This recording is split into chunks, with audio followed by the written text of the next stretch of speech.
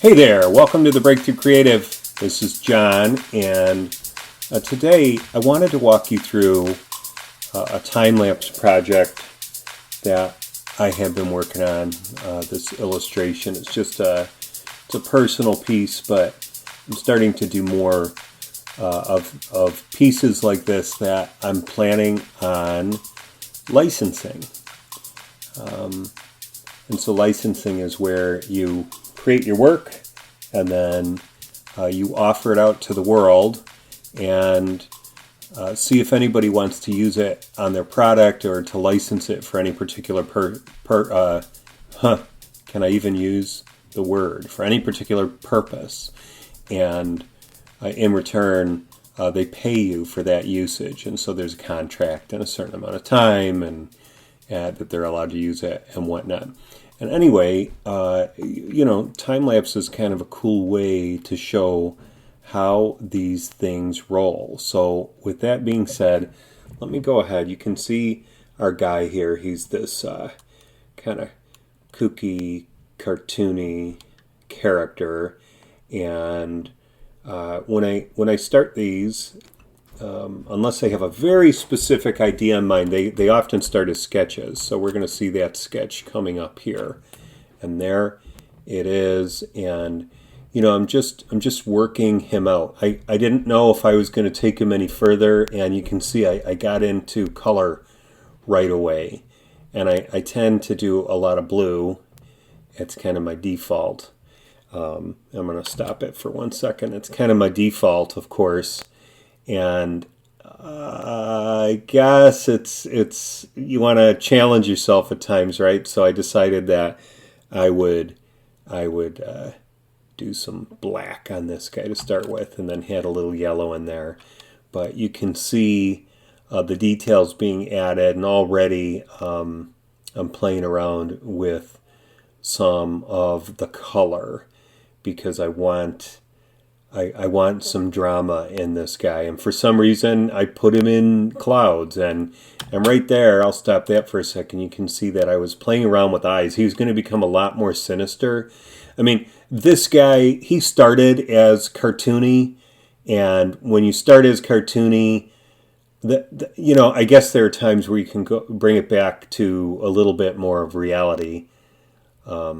Such as a character like this can be pressed into reality. But I had gone so silly with him that he was going to be a character. The world that he would exist in would be this side of reality. And I tend to put a lot of detail, realistic-ish details into things. So I thought, well, maybe I can move him in this direction. But I really liked the sincerity in his eyes. I just thought that he was this wide-eyed, kind of naive character, and I liked what these eyes brought forth.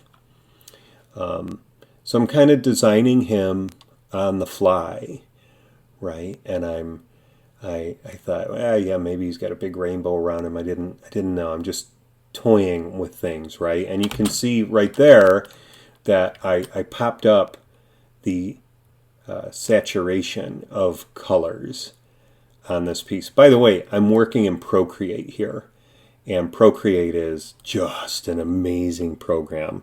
I think it's like a $14 or $15 one-time purchase program, or at least it was when I got it. And I just sit on my iPad and I can go ahead and create. So as we carry on, you can see that I'm kind of moving around and touching a lot of different areas. I decided that the guy needed some hands popping up.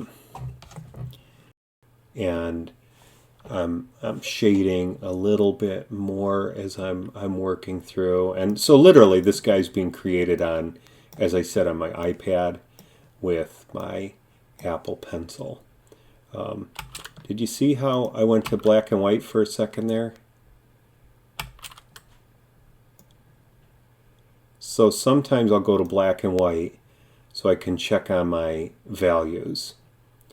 And I want to be sure that my darks are dark enough and my lights are light enough. And it's getting there. I'm bringing it along at this point.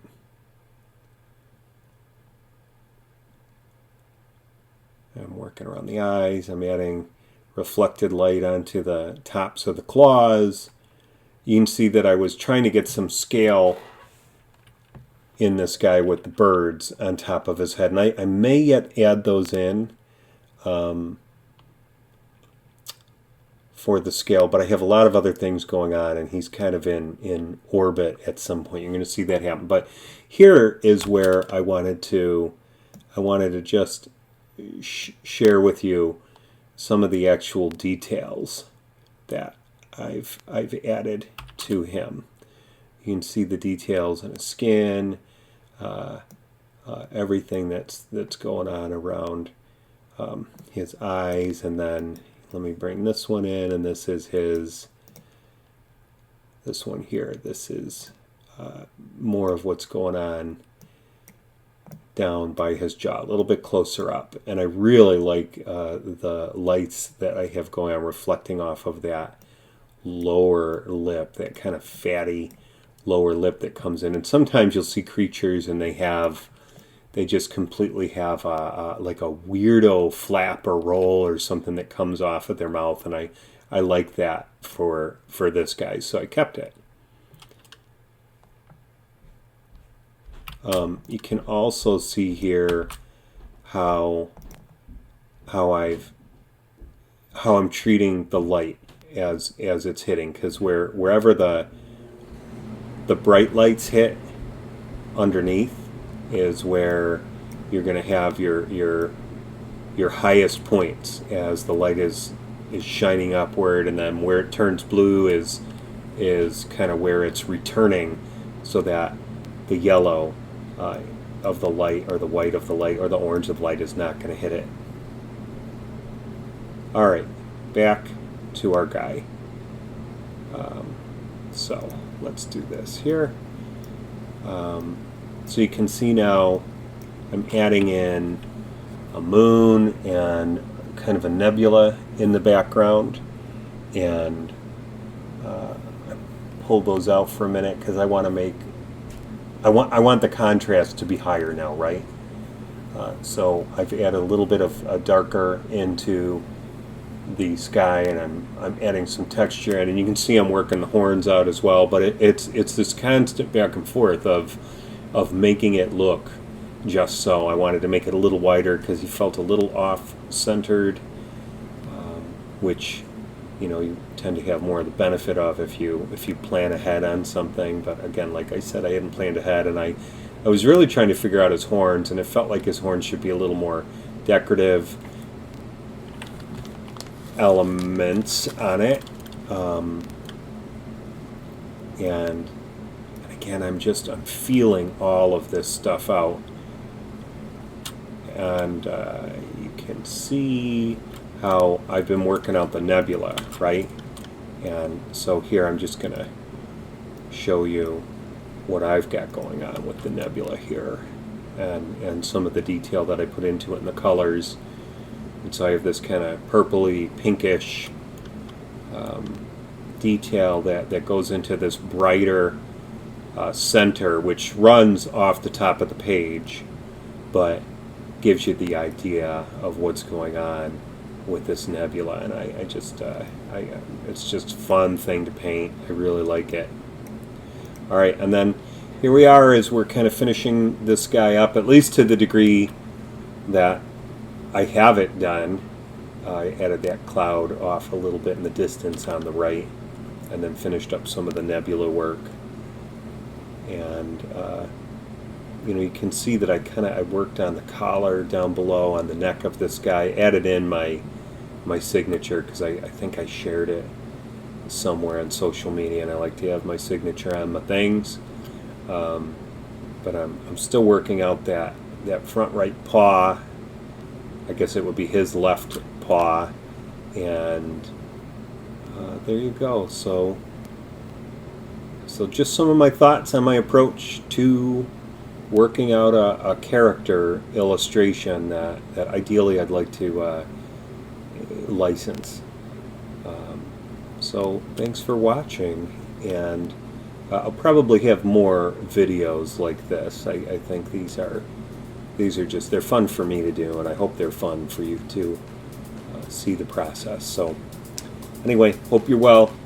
All right, on behalf of the Breakthrough Creative, I'm John McDavitt, and I hope you have an incredible day. And if you're illustrating something, if you have time today, sit and draw or paint or work on something fun, okay? And then work on it with a mind toward earning, right? Because that's what we're about here at the Breakthrough Creative, is artists making a living. All right, cheers. See you next time.